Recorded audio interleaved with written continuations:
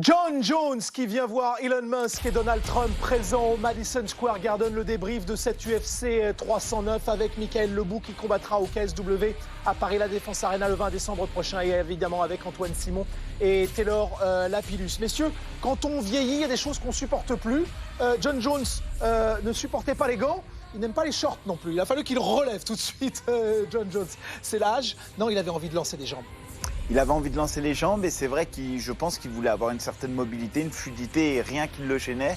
Après, c'est pas la première fois qu'on voit John Jones mettre des shorts très courts, très fendus et les rentrer dans son caleçon. Bon, là, c'était un peu exagéré. En plus, il avait un peu son bidon. On n'a pas l'habitude de le voir avec un bidon. Il y avait un peu son bidon qui dépassait du short. Mais John Jones a été égal à lui-même, c'est-à-dire excellent.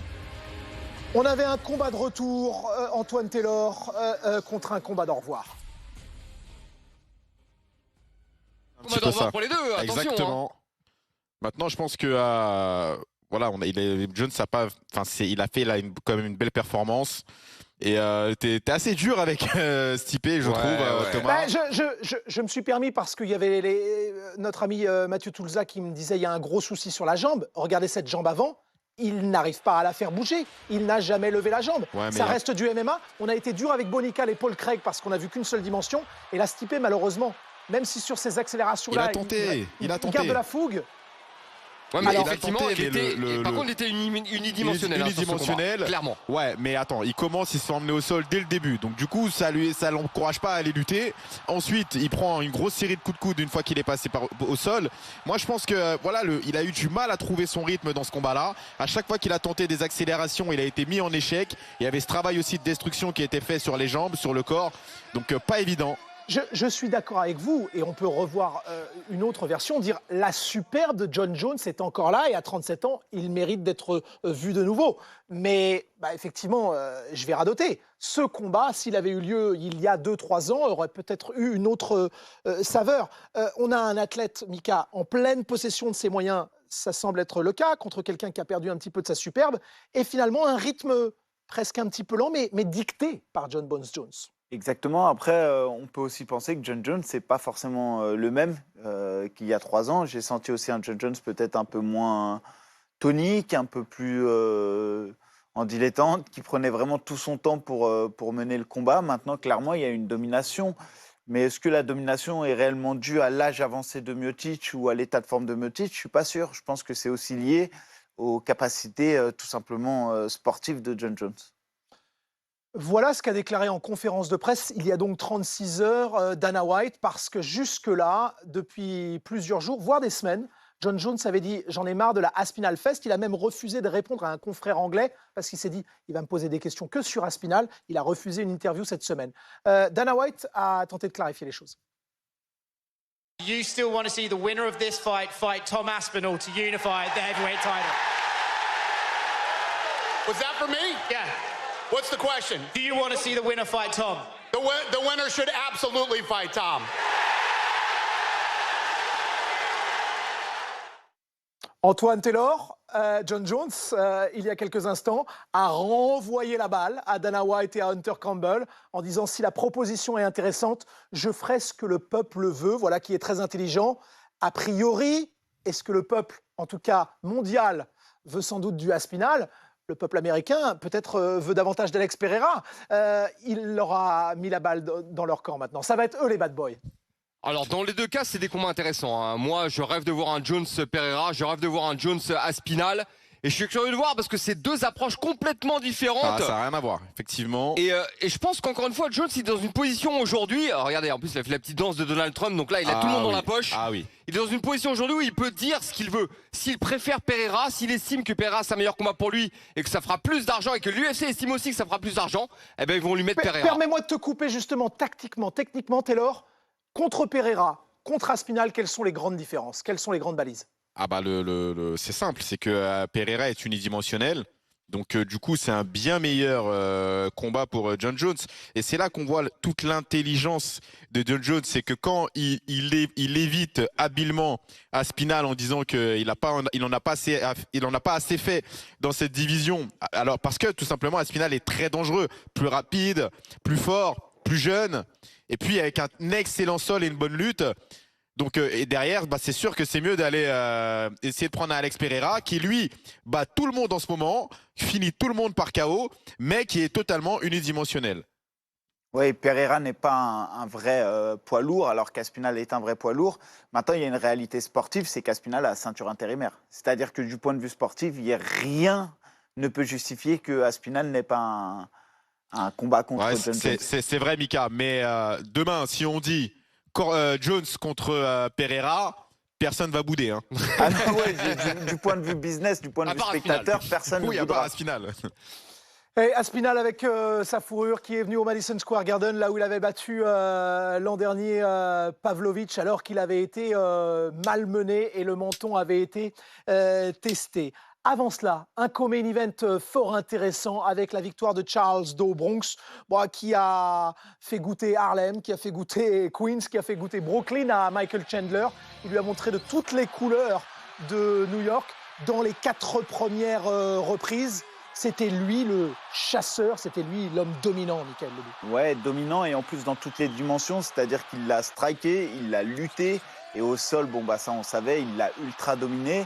Le seul regret dans ce combat, c'est de ne pas avoir vu une finalisation de la part d'Oliveira.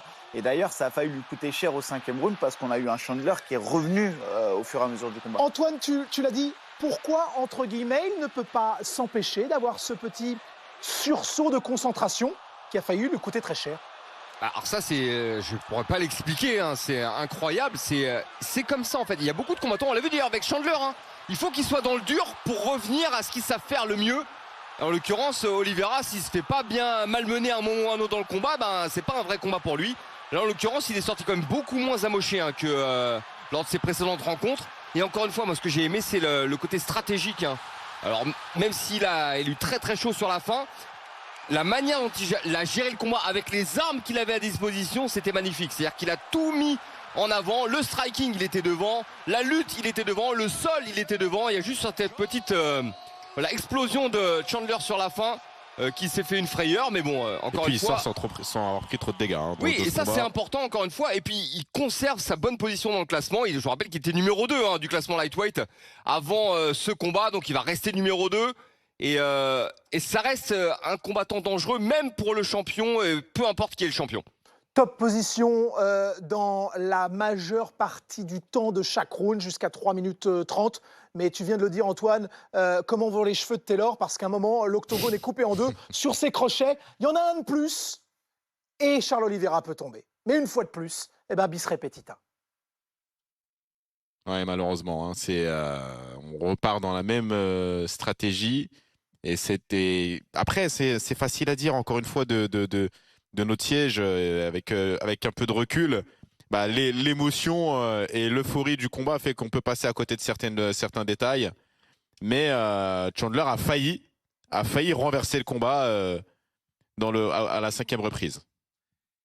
Il n'y aura pas eu de soumission ce soir pour Charles Oliveira qui s'arrête à 10 soumissions dans cette catégorie des moins de 70 kilos. Il vient d'être dépassé dans cette catégorie-là par Jim Miller. Belle carte préliminaire. C'était un peu plus soporifique au début de la carte principale, mais big up à Jim Miller, Michael Lebou. Ouais, Jim Miller qui est l'homme de tous les records. Alors c'est vrai, on pourra toujours dire que c'est un peu plus facile pour lui de continuer à performer et battre des records parce que forcément, il n'affronte pas des gars du même niveau pas la même adversité.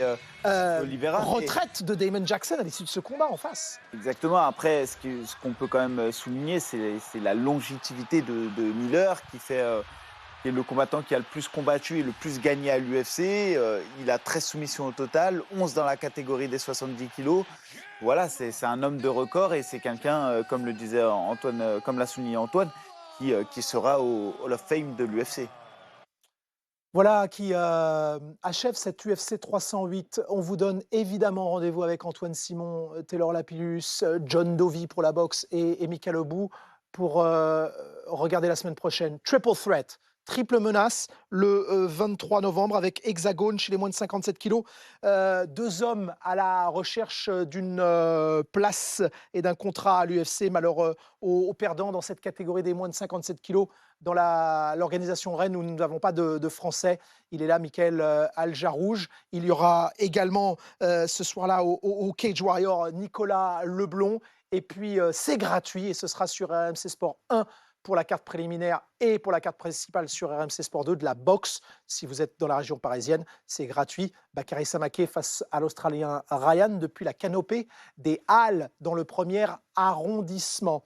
L'autre information, c'est qu'il y aura de l'UFC en gratuit, pas sur la chaîne en direct, mais avec Antoine Simon et Taylor Lapillus, dès 11h30 sur Twitch.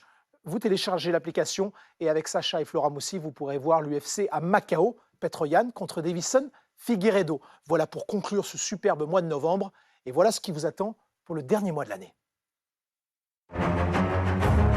En décembre, pour l'amour du combat, partout dans le monde, à toute heure, du jour ou de la nuit, une seule chaîne, RMC Sport. On fera tout, les abonnés de RMC, pour vous offrir un moment d'anthologie. Wow! Est-ce qu'il va le faire? Il va le faire! Il va le faire! Waouh! Incroyable! Quel chaos! Mais quelle dinguerie! Mais quelle dinguerie! Mais qui fait ça? Le monde regarde! C'est l'UFC, l'Ultimate Fighting Championship. Le monde a les yeux rivés. Je peux vous dire que la foule derrière nous est en ébullition. Le show KSW, il n'y a aucun équivalent en Europe, c'est parmi les meilleurs au monde. C'est exceptionnel. Ça, c'est du MMA, Antoine. C'est du MMA. C'est toute la beauté du MMA. Incroyable. Le MMA et le KSW à Paris, c'est de la balle. C'est de la bombe. Undefeated 4-division champion of the world, Naoya, the monster Inoue.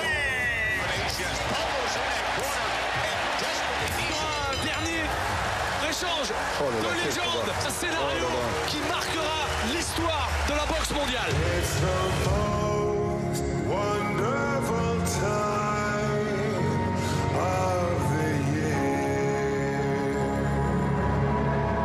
Effectivement, on vous emmène jusqu'à Noël avec le Monster Naoya Inoue. Allez chercher les croissants, c'est plus la peine de dormir.